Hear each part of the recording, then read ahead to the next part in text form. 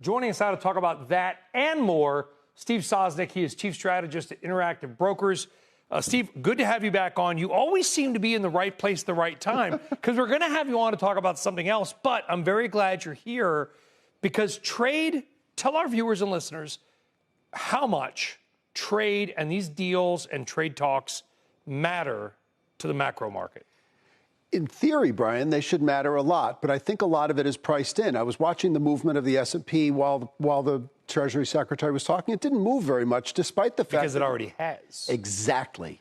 So I think so much of it is priced in, regarding the idea that we probably are going to get a 90-day reprieve. If we don't, that would be problematic. I think for the most part, it's been working out how the market's expected, and I think that's why they've been sort of pushed to the background. That alone seems to have risk, that the market is pricing in the absolute best case scenario.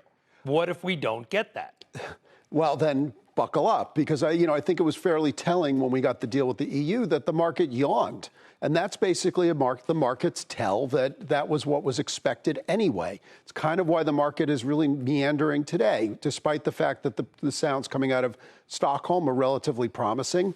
There's not that much new in there. Now, there's a lot to focus on this week. I do think some of what we're seeing is position squaring ahead of a very consequential week of numbers and data. But I do think that you're right. I mean, this is telling us that the good news is in there. The problem is, what if something upends that? Meme stocks are soaring. Companies with no earnings are seeing bids. SPACs are back. Are we a little bit, what was the term from the 90s? Irrationally exuberant? Valuations are at 30-year highs. Yeah. There seems to be some underlying risk to this market. Absolutely. The way we flipped from complete risk aversion to complete risk acceptance in just a matter of weeks is exceptional. I'm not going to channel Chairman Greenspan's irrational exuberant. That's maybe for someone else. But we are seeing signs of real froth. I've used the term flight to crap before, and I do think we were seeing some of it. It's backed off a bit today. But you're right, meme stocks, these stocks are beaten down for a reason. Crypto treasury companies, I get the idea, if you want to buy crypto, that's great, but there's ways to do it without paying a premium to someone to buy it for you. You can go buy it yourself, or you can go buy an ETF that buys it at face value. Well, you're saying a lot. Let's unpack it one by one. Sure. And I love the name. Maybe it's a new band name. But what is a flight to crap? Look at it this way. I coined the term years ago, sort of as think about a flight to quality. You've used that term before on the show. Everyone in the market's used it.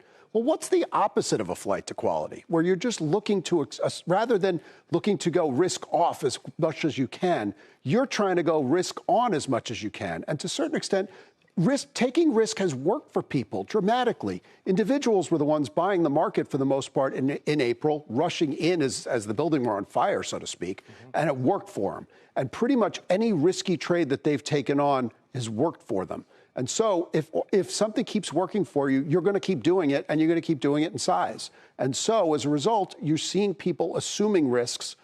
But we're starting to get to levels that we saw in 2021, which, by the way, at a time when money was free, you're seeing a lot of these same trades make a comeback. And that in itself is a little worrisome. I'm glad to see the market backing off some of that today. Yeah. Do the meme stocks, and by the way, love that people are trading them. Yep. It is risky, but at least they're in the game. Mm-hmm. But a lot of it is gambling.